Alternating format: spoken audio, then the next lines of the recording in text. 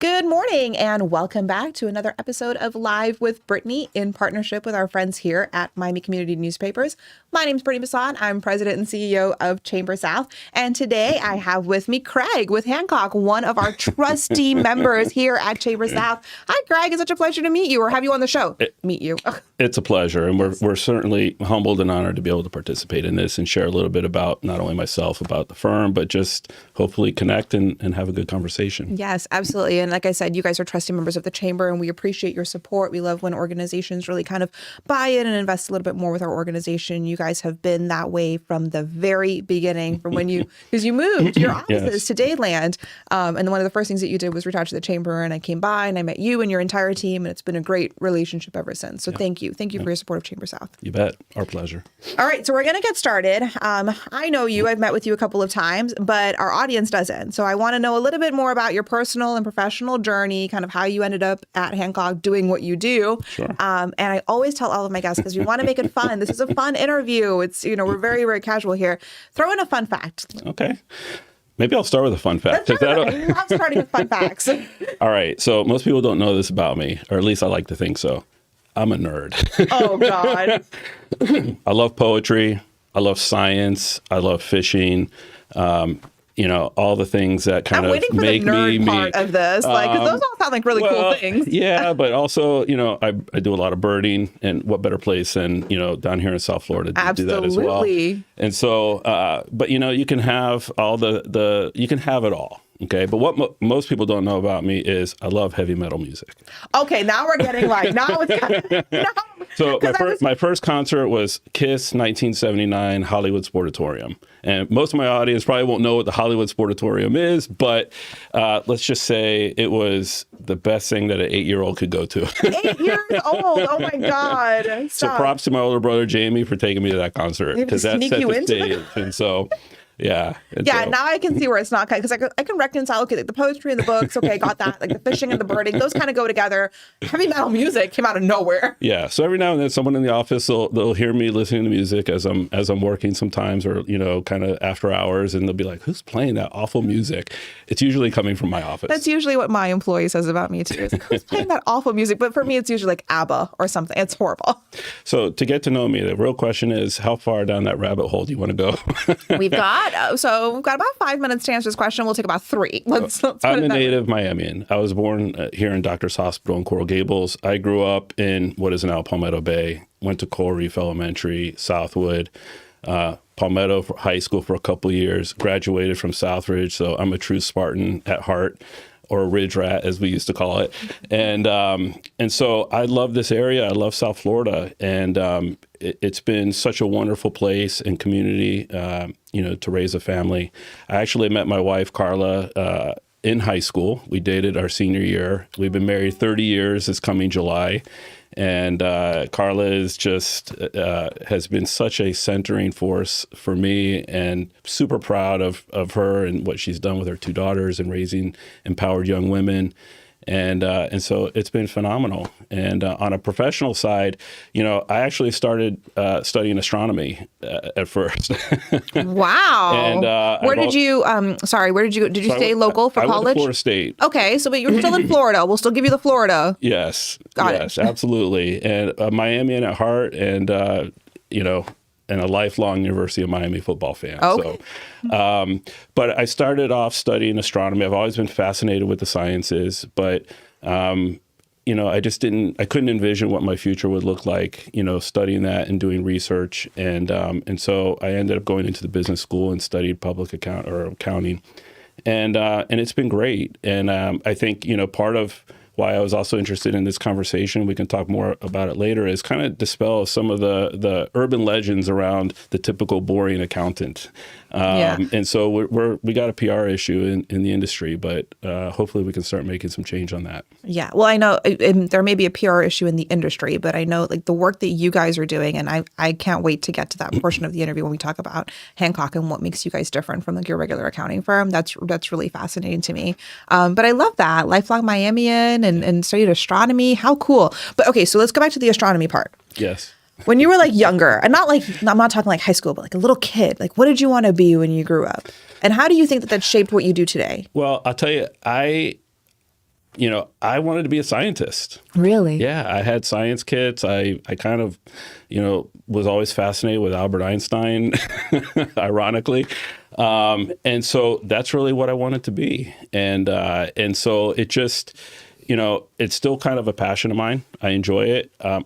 Every opportunity I get to bring into, even in the workplace with people to challenge their way of thinking, I try to bring some of those types of principles in, like theory of relativity and things of that nature. So, yeah, I said I'm a nerd. So we're sitting, you just imagine like sitting in like a staff meeting for an accounting firm and your boss is asking you about the theory of relativity and you're just like, what's happening here? But that's what's fun. Because, CPA firms are time-based. So, we want to learn about like the relativity of time and stuff.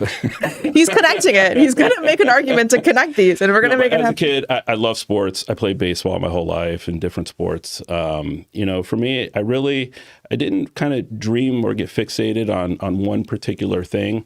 I really just let kind of life unfold for me. Yeah. And was your first job out of college in accounting? Like you went right into accounting? I did. Okay. And I started off as an auditor with a firm in Tallahassee, Florida. And then when Carla and I were expecting our first baby, we said, you know what, being back home in Miami with family is the way to go. Oh, absolutely. Free childcare. So I came and worked for a national firm, PricewaterhouseCoopers, at that time in their audit department. But as time went on, I really felt that I had a much more entrepreneurial spirit. And so that's when I kind of created with a partner a boutique firm that ultimately has now joined into Hancock and Askew. And so, but I've seen a little bit of everything in terms of the accounting kind of field. I've been in industry. I worked for Ryder for 2 years in their corporate accounting group. So large firm, small firm, industry, and now I found my home for the rest of the way. I love that. I absolutely love that. Okay, so we've learned a little bit about your personal professional journey and kind of like, what you were like when you were younger. So now kind of taking in all of that, like thinking of your entire life, what are you the most passionate about? Personal or professional? It could be either or. Yeah. I'm really passionate about the environment and outdoors. I'm an avid fisherman. We're in the best place in the country, in my opinion, to be outdoors. We have such issues in terms of increasing population, not to mention just affordable housing and how we can work with the environment and an element of sustainability. So that's something that I'm very passionate about. The other thing I'm really sensitive to be honest with you, is just mental health and mental health awareness in our community. I've lost too many friends to suicides in the past, and I look at the duress and pressure that young individuals have with a lot of issues that they face. I genuinely worry about depression and things of that nature with young people, and not having enough resources for them to really to be able to help and identify with. Yeah, I think those are both they're very different, first and foremost, but they're both two very noble causes, especially mental health. And I'm a huge conservationist as well, animal and environmental conservationist. So I'm going to allow you the opportunity with the mental health crisis, I think that's happening in our nation. I think the silver lining of that is that it is being brought to the forefront. People are not afraid to talk about it anymore. There's a national suicide hotline that's been established, which is incredible. There are strides that are being made in the mental health arena. So that's amazing. Yep. I'm going to give you the opportunity to plug. Do you have organizations that you work with in both these fields that you think are like really incredible organizations to maybe get involved with, to learn more information? If someone's listening and they're like, wow, that resonates with me. I also am passionate about mental health. There's a lot of great organizations. And I think, it can start anywhere from even grassroots type of organizations and small community to large national ones. I'm very involved with Catholic Charities. They do a lot of great work in the area of mental health and addiction and things of that nature. United Way is another one that has they are iconic, right, in terms of what they've done to build communities. Absolutely. And tend to those that are most needy and vulnerable. And so that's really kind of where I try to filter most of my time, because I don't have a lot of free time. Right, absolutely. But those are two great organizations. But I would encourage people, start with your local, your community churches or wherever you spend your time. It could be, Quarry League if you're, into youth sports or baseball or Pop Warner football or whatever the case may be.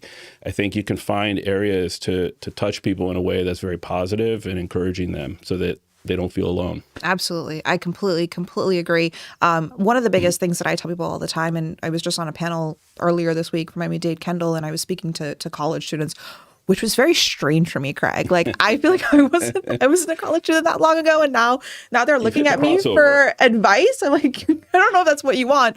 But one of the questions was asked, like, what piece of advice would you give our students?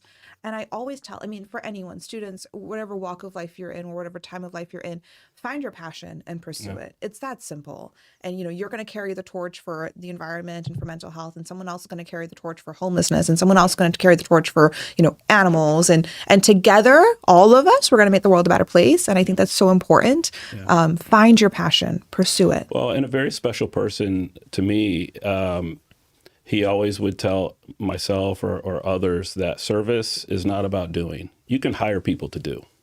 Service is about being with. And so in getting involved, try to find something where you can truly be with people, right? And there's so many ways to do it. Absolutely. I could talk to you about this for hours because I have a not-for-profit background. I love getting back to the community. I love our community. And I love what I get to do at Chamber South because I don't have to pick anything, right? Yeah. I get to do all of it. I get to be involved with United Way. I get to be involved with the Everglades Foundation. I get to be involved with Be Strong International. I get to do all of it and really tell the stories of the amazing people in the community that are doing the work, that are the soldiers.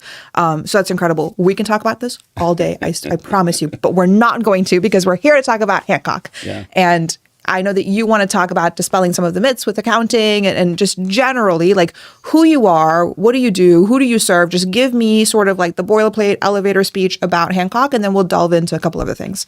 Well, I'm really proud, first of all, to be, involved with Hancock Askew and be a partner in the firm. At times, I feel like we're swimming a little bit against the current of society because the firm is different. The firm, number one, operates off really strong fundamentals, right? So this week's fundamental is be a fanatic about response time. And we talk about it heavily during the course of the week. And each week it's something new. But a lot of the fundamentals we have are just good kind of fundamentals or principles on life just to build on. So you have a different fundamental every week? We do. That's incredible. I love that. It's like nuggets of wisdom and advice every single week. That's Absolutely. Amazing. These are things that apply not only to the work, to our work life, but also to our professional Absolutely. life. Yes. But we kind of take the approach that we're really trying to build communities, right, in our office. And these are the things that, kind of bind communities together, which lend to mutual respect. Individuals in my office will always hear me talk about, I want them to be their authentic selves, right? That's when we get the best and the brightest, of talent out of an individual is when they can be their authentic self, but also to be able to have a self-awareness of what those boundaries are in interacting with others and respecting other people's views and things of that nature. And so at Hancock Askew, that's kind of where it starts for us, right? And that's how we measure our success. Are we delivering on those fundamentals when we interact with our clients and provide them with, good professional services? But also, are we creating an environment where we're not taking the best of somebody's professional life at the expense of their personal life? Absolutely. Creating that balance is so important. It's hard. It's a moving target, particularly when you have deadlines that have to be met, but that's life. And, we have to work together to be able to do it. Yeah. And when you have a company and you have leaders in that company that support that and are aware of it and actively working towards finding that balance, because it's hard, right? And I have people tell me all the time that like the work-life balance just doesn't exist. Like sometimes it's going to be all work, then it's going to be home. It just doesn't exist. But when you have, I think, leaders who are very cognizant and aware of that, it really lends to just a happier workplace overall, because their leaders are showing, empathy. They're showing that they really do care about their employees, and that's important. I remember, I do meetings with members all the time, and I have no problem going out and meeting with our members. But when I came by your office and I sat with you and your executive team and your marketing team, I really was blown away by the emphasis on culture. Yeah. That was the majority of our conversation, and so you guys have really created this incredible culture at Hancock Askew. Let's talk a little bit more about that, because you're well, I'll tell you too. And for those that one day will interview with me, this is a freebie of something that they can take to the bank that this is going to happen. The very first question that I typically ask of somebody who I'm interviewing for a position with us, before I even get into the technical abilities and things of that nature. I'll ask them if they're nice or not. And it catches people off guard, like, yeah, of course I'm nice. So I've never had somebody say I'm not nice, number one.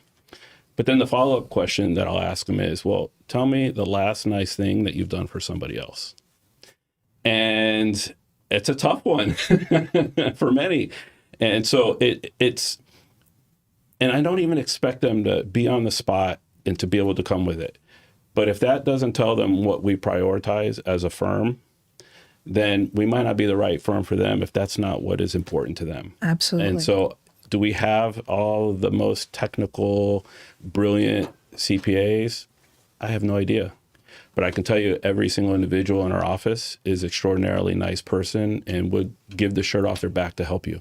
Yeah. So that in and of itself creates a culture where people want to be in the office. Yes. We do have some hybrid kind of availability, but most people in the firm, in our office here in Miami, they want to be in the office. And so that's part of building a community. Yeah. And so I'm similar in that regard in terms of like how I interview employees. It's not necessarily like, I don't necessarily say like, are you nice per se? I lost my train of thought with where I was going with this. I'm like, because I'm looking at Sarah right now, one of my employees, she's in the background there. But yes, I think that's extremely important. Like you have to have that culture, and you have to have that. You have Make to. no mistake. I don't want people to, assume nice. It means lack of tenacity. Right. No, you can still be nice, and you can still be, firm and there's a mental professional and there's a mental toughness. That's what it is. Okay, so this is what I always tell my employees. I'm like, I can teach you how to do anything, right? I can teach you how to use the programs. I can teach you how to create the marketing pieces. I can teach you I can teach you about the chamber. I can teach you who we are, but I cannot teach you personality. Yeah. If you do not have that, and I tell Sarah this all the time, and I tell my employees all this all the time. If you don't have that personality, if you don't have that charisma, if you don't have that extra special something, then it's just not going to work, because I can't teach you that. That's innate. That comes from within you. And that's kind of like along that nice, like, are you nice? That's part of who you are. Foundational. Yeah. You can't teach that. Okay. So I lost my train of thought, but I found it, Craig. I got it. See? Got you. Okay. So do you want to dispel some accounting firm myths? Yeah. Okay. I'll tell you, for me growing up, when I became a CPA, I'll never forget it. So, this was back in the day when boxing was more, people were doing a lot of boxing, and now it's kind of evolved into MMA and stuff like that. Sorry. There is a reason where I'm going with it. Sorry, I was like, am I losing my train of thought again? Craig goes, when I became a CPA, there was a lot of boxing going on. I will bring it around. Okay. So I was with a group of my friends, and we were watching a particular heavyweight bout, and the referee was this kind of scrawny older gentleman, huge glasses, right? And someone said, "Oh, that guy looks like my CPA." Oh, poor guy. I'm like, man, we're getting a raw deal here. The reality is the work that CPAs do has changed dramatically in that we really have become so analytically driven, heavy users of technology. I would tell somebody, if you're good in math, go be a mathematician. Good in math doesn't mean that you're going to be a good accountant, because we have software and artificial intelligence and different applications that no human will be able to compete with in terms of speed and accuracy.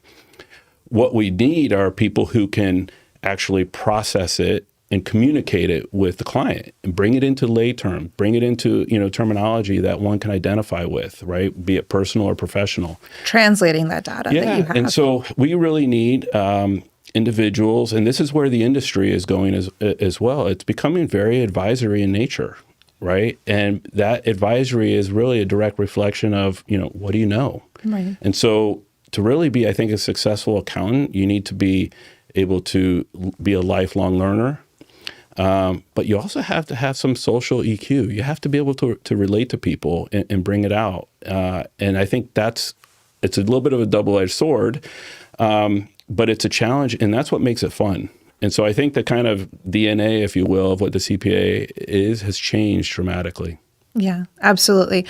So let's just kind of go a little bit backwards, because we're talking about your firm and we're talking about all the stuff that you do, but we do have a lot of, our business community, Chamber South members. Kind of just really quickly tell me what the services that you are provide, like full service accounting firm, different departments that you have, like just kind of walk us through that a little bit so that people know about the organization if they wanted to reach out and work with you. Absolutely. So we are a full service accounting firm. And by that, we do your traditional services like tax preparation, tax planning.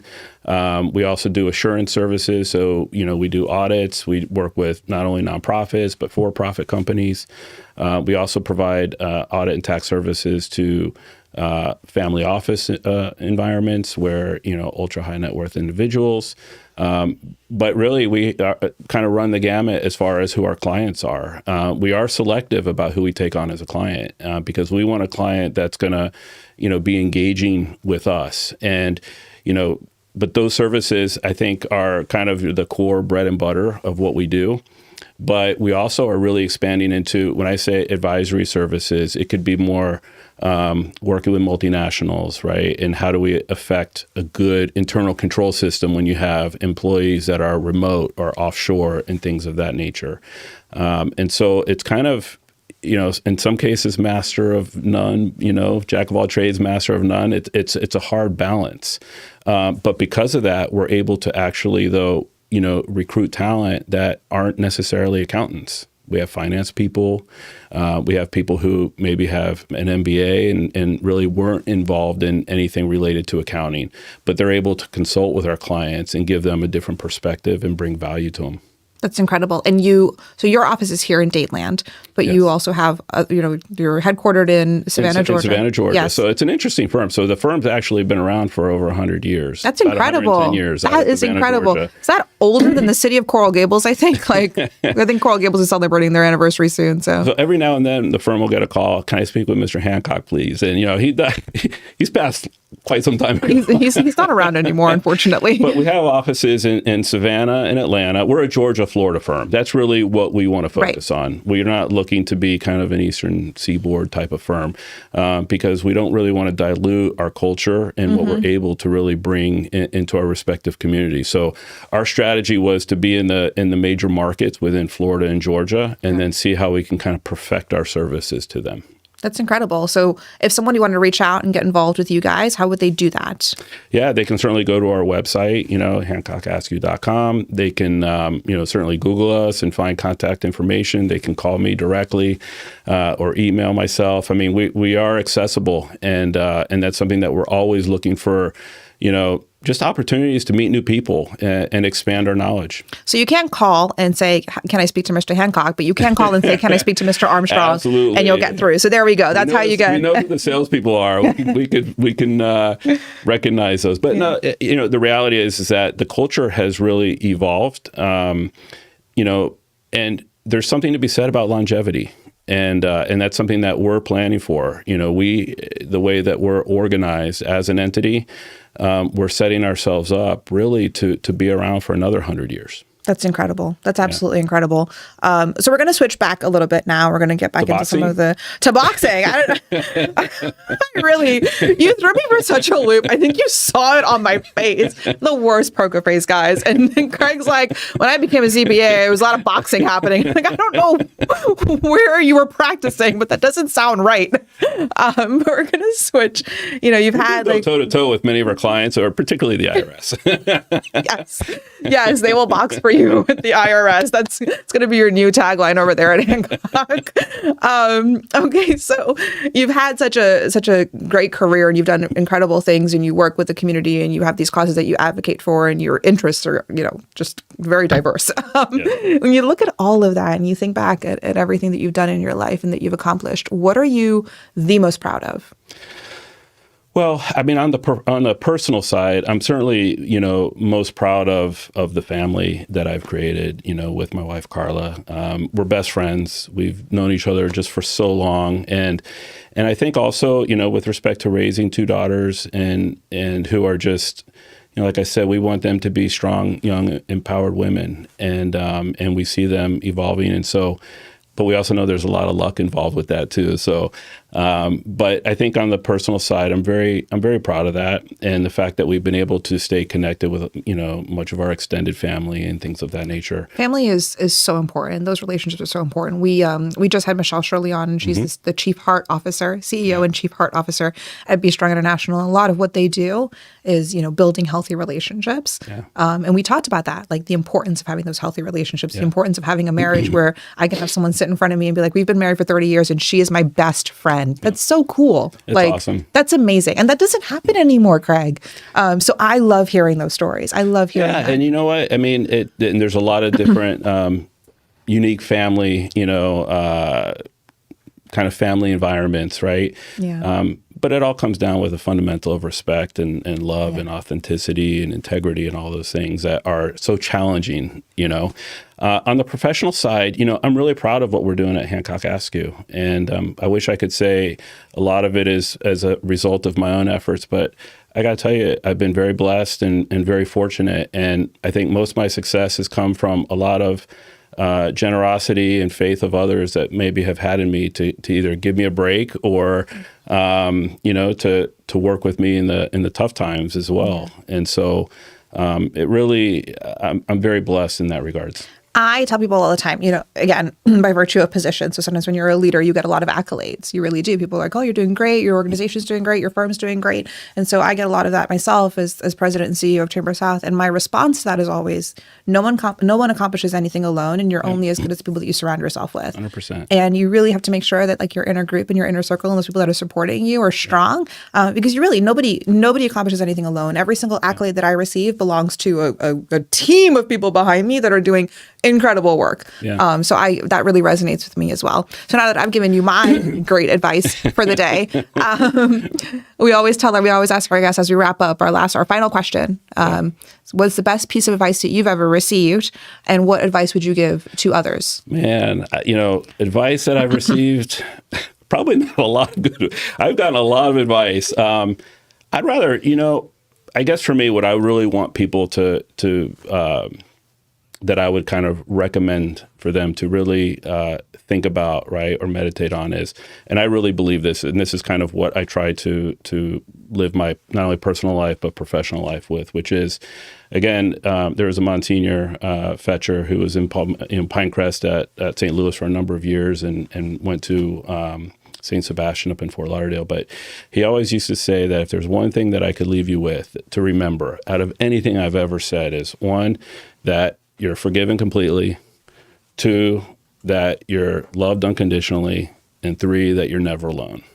And so that's what advice I would give to people is, if you feel you're struggling with any 3 of those things, reach out to somebody, because Absolutely. I really believe that that's true. It is true. It absolutely is true. And that's so important to remind ourselves of every single day. Yeah. And that goes back to what we were talking about earlier with mental health. And so it is important that you keep those 3 things. You are forgiven completely, you are loved completely, and you were never alone. And that's, I think, the best way to end the show, because it doesn't get any better than that. So thank you so much, Craig. No, thank you for joining us today. This has been Live with Brittnie in partnership with our friends here at Miami Community Newspapers. So we film these shows every Friday morning right here at the studio. And if you want to be on the show and talk a little bit more about what you do, please reach out to us at Chamber South. You can reach us at info@chambersouth.com, or you can call us at 305-661-1621. Ask for Brittnie. And we will see you next week. Thank you. Thanks for having me. Of course.